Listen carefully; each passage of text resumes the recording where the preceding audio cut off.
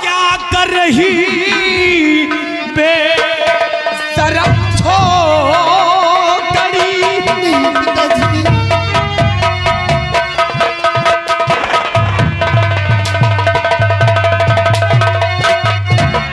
शर्म छोकरी बोल क्या कर रही, नाक जग से हमारी कटा ही दिया। घर की इज्जत को तुझको और नहीं है खबर, तुझको इस काम की अब मिलेगी सजा।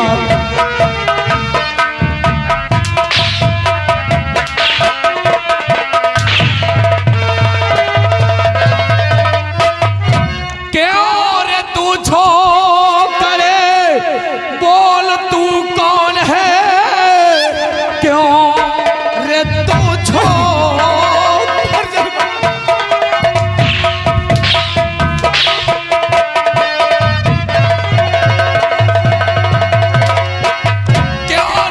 छोकरे बोल तू कौन है। अरे ख्वाब मेरा जरा तूने खाया नहीं, मेरी इज्जत को है धूल में कर दिया। मौत का ख्वाब तुझको जरा भी नहीं।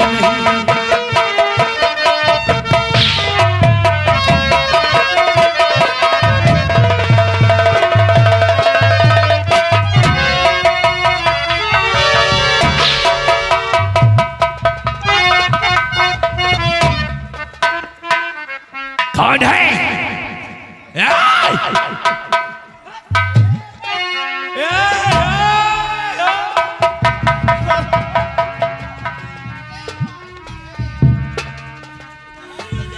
मैं हूँ थारा नगर का विजय सिंह कुमार। थारा नगर का?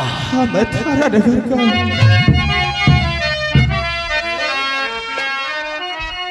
मैं हूँ थारा नगर का विजय सिंह कुंवर। सुन रहे हो मेरा थारा नगर।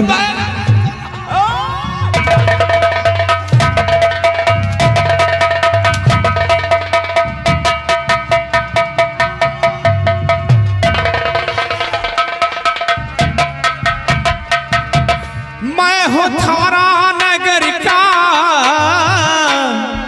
विजय सिंह कुंवर।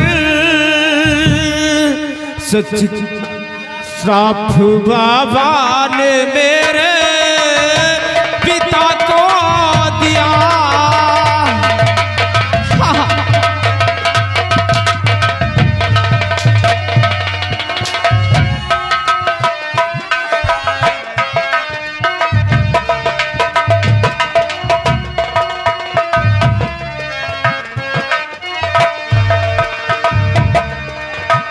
सांप से छिन गई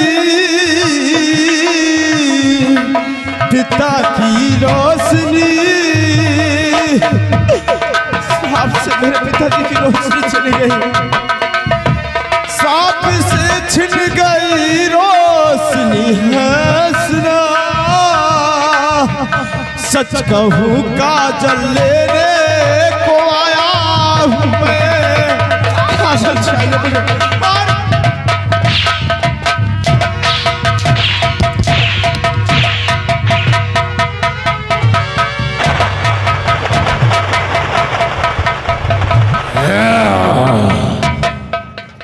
काजल को हासिल करने आया है? काजल को हासिल करने आया है, और साथ साथ आप सही है। हाँ चेला इधर आओ, चेला इधर आओ, इधर आओ।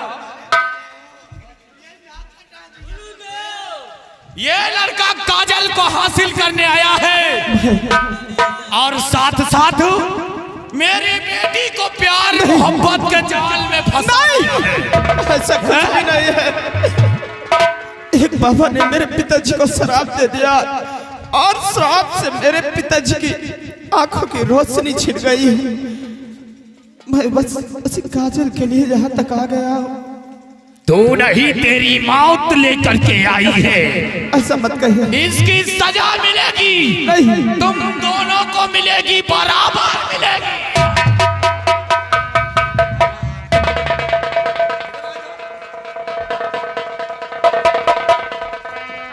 दैत्यों, इधर आओ। आदेश है मेरा, इस लड़के को कैद करो। कैद करो, सही कैद करो। ठहरो, ठहरो। पिताजी, गलती मेरी है, इसकी कोई गलती नहीं है। आप जो भी सजा दीजिए मुझे दीजिए, आप मुझे जान से मार दीजिए, क्योंकि मैंने गलती की है। मैं आपके हाथ जोड़ती हूँ, इन्हें छोड़ दीजिए पिताजी। बकवास बंद कर। तूने मेरी नाक को कटा दिया है। आपके इज्जत को भट्ठा लगा दिया। भट्टा नहीं।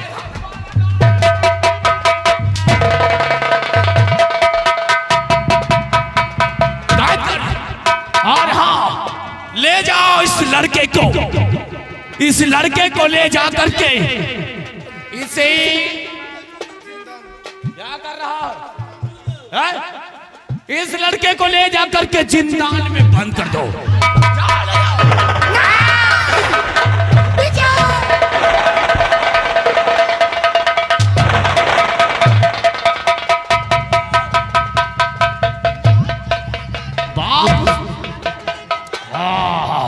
प्यार करने के लिए यही लौंडा मिला था साला।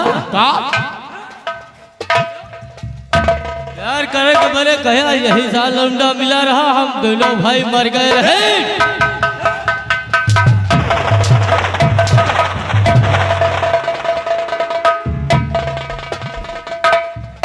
तुम जो है ना जहाँ एक काम करो चेला, गुरुदेव, इस लड़की ने मेरी नाक को कटा दिया है। अब दिखावे लाग के मुंह नहीं सुन। अभी कैद करो इसे। और हाँ,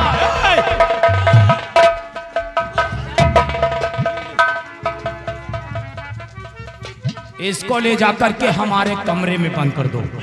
और हाँ सुनो, कमरे में बंद हो जाए गुरुदेव। बंद हो गई। बंद हो गई। आज के 3 दिन बाद, ठीक है, 3 दिन बाद, 3 दिन इस लड़के को काली माँ की मठिया पे हम बलि देंगे। 3 दिन बाद 3 दिन बाद काली माँ की मठिया पे हम इस लड़के को बलि देंगे। ठीक है गुरुदेव। और 3 दिन बाद तुम लोग बलि सामग्री की तैयारी करना। ठीक है गुरुदेव। आओ मेरे साथ में। चलिए गुरुदेव। लाओ, मेरा त्रिशूल कहाँ है?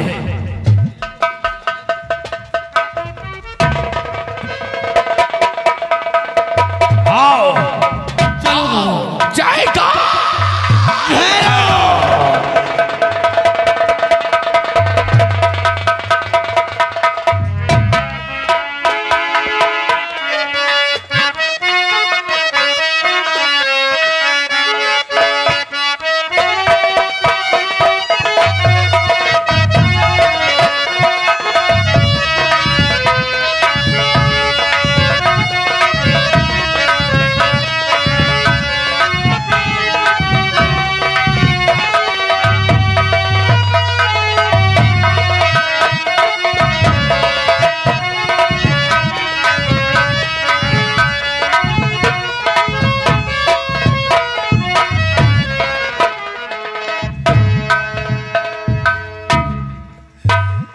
भैरव सिंह, कहिए सरदार जी। और अब हम लोग बन गए संत, और अब नाम भी बदलना पड़ेगा।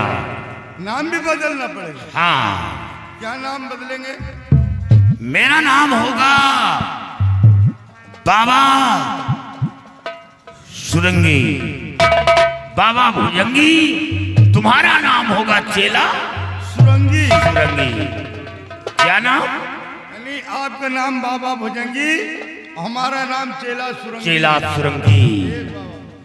और देखो भूल नहीं जाना, नहीं भूलेंगे नहीं। और अब चला जाए, हाँ बिल्कुल तैयारी किया जाए, लेकिन भजन की भी आवश्यकता पड़ेगी। का भजनों जरूरी है। हाँ, तो भजन तो हमका पता नहीं पता ही नहीं, ना। तुम तो भजनिया हो सुनी थे। हाँ भजनिया, लेकिन अब अचानक भजन न चल।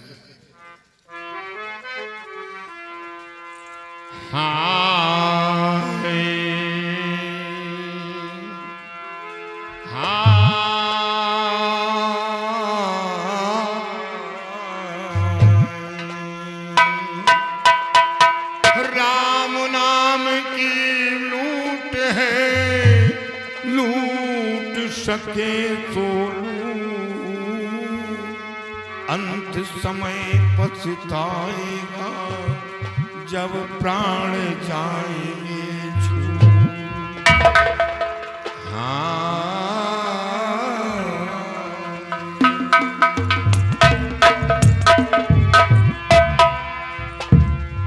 और सैया कवन लिए जाए बदर में।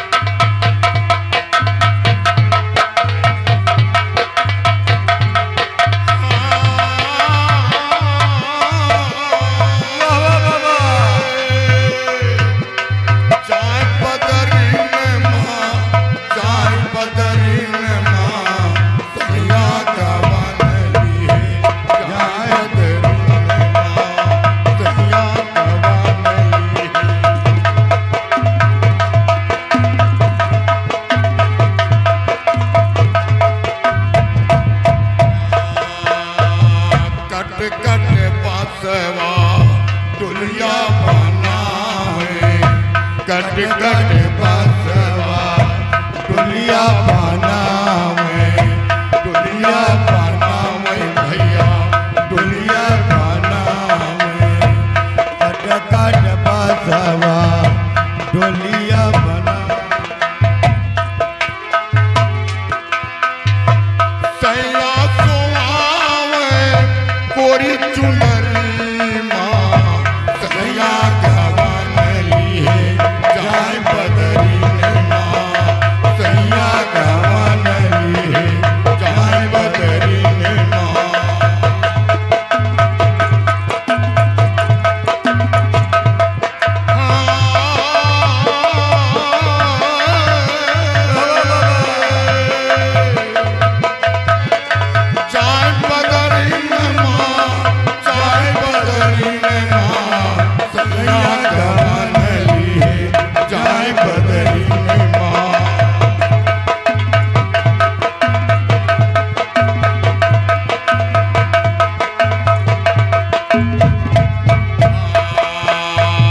सखिया सहेलरी कार सोलह सिंगारवा, सखिया सहेलरी कार सोलह सिंगारवा, सोलह सिंगारवा भैया, सोलह सिंगारवा। सखिया सहेलरी कार सोलह सिंगारवा।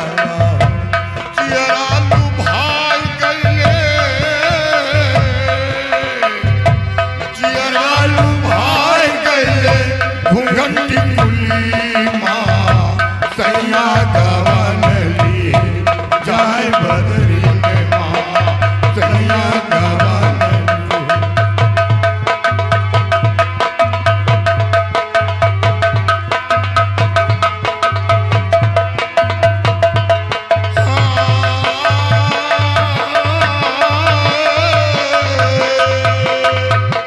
बाबा चेला चुरंगी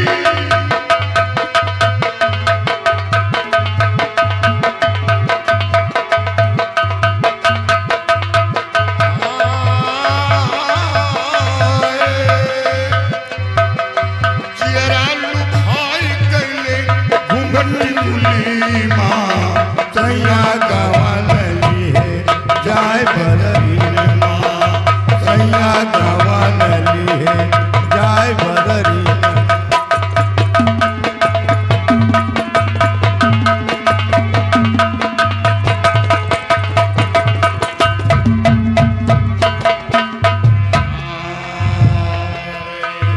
सखिया सहेलरी का रंग भेंट एक बारिया सखिया सहेलरी का रंग भेंट एक बारिया हो सखिया सहेलरी का रंग भेंट एक बारिया हो अब ना भेंट होई है बाबा बाबा अब ना भेंट होई है यही नगरी माँ सैया गवन ली है जाए बदरी में माँ सैया गवन ली है जाए बदरी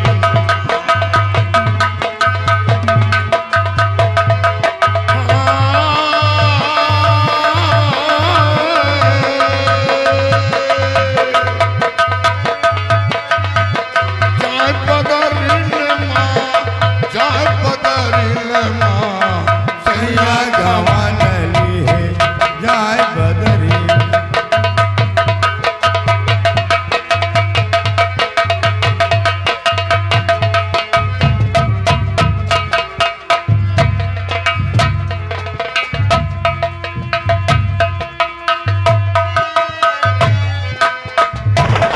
जय काल भैरव। जय काल भैरव। आओ चेला, जय गुरुदेव।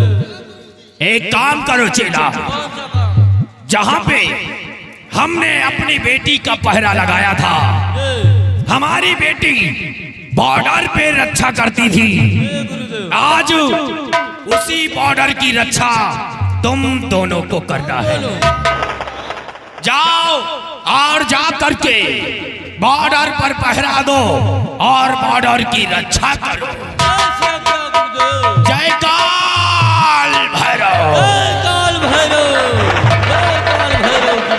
चलो बच्चा चलिए हम दोनों चलते हैं। चलो हुए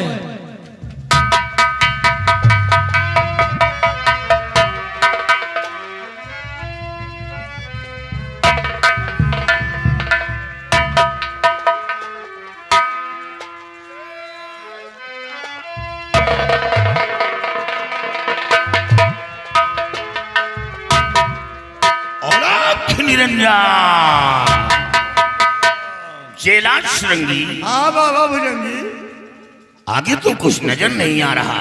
बाबा भी हमें लगता है शंखुधारी पन यही है क्या? यही बन है वो ऐसा लग रहा है। और वो सामने देखो, जो वो उजाला कहीं कहीं से उजाला आ रहा है। बाबा क्या बात है? कहीं ऐसा तो नहीं जो आपने वो सुलानी नाम का गुफा बताया था, ये वही गुफा की लाइट तो नहीं दिख रहा? हमें ऐसा लगता है कि ये उजाला उसी गुफा का है। और देखो, अब यहाँ होशियारी से हमें और तुम्हें काम करना है। ठीक है ठीक।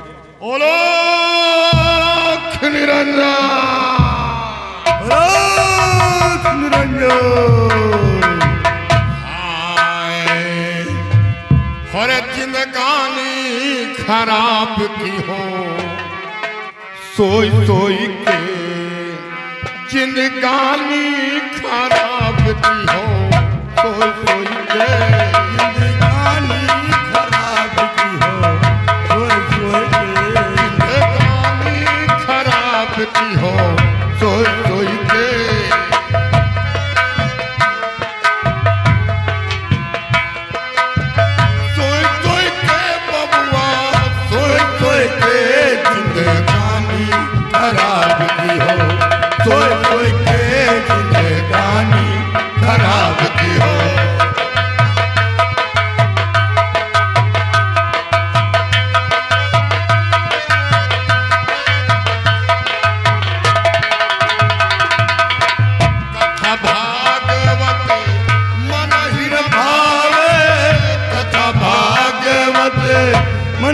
न भावे कथा भागवत कथा भागवत मन ही ना भावे पकड़े मछरिया पकड़े मछरिया कोई कोई के जिंदगानी खराब की हो कोई कोई के जिंदगानी खराब की हो